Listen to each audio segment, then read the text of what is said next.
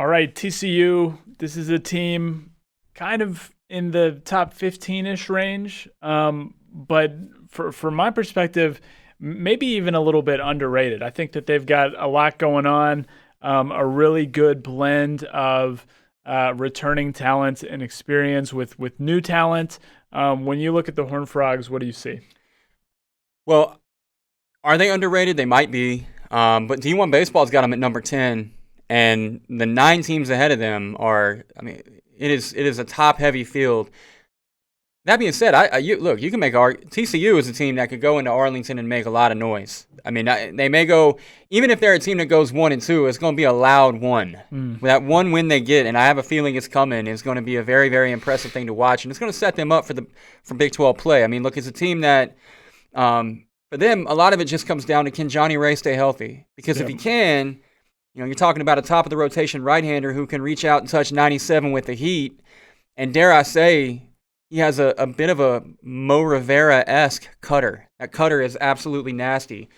For Ray, it's just been an issue of staying healthy. And if he does, then look, TCU is as good as anybody. They're a team that can get to Omaha, and they're certainly a team that can make noise in Arlington.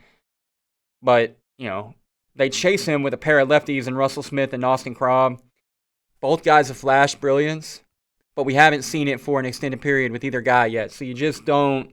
With TCU, you just don't know, or at least I am not as comfortable touting TCU as I am a few of the other teams in this tournament, which is why I'm so excited to watch them play in this tournament, because we're going to know for sure what TCU is by the end of the day on Sunday, not just with Ray and Smith and Krob, but also offensively. It's Gene Wood, it's Gray Rogers, it's Hunter Wolf. All those guys were off to great starts last year before the shutdown, and if that trio can get it going and consistently put runs on the board, I think we can agree TCU has the arms. And that's without even mentioning a guy who might be their best player in Halen Green. Yep.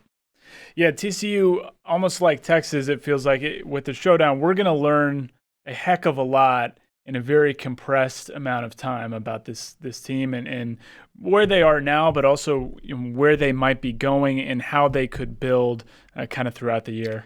Yeah, the Big 12 everything starts with Tech in the Big 12. But it's a good league this year. You're talking about Texas and Oklahoma, and you talk about Baylor. Baylor has built the hell out of that program, and they look like they're on the way back.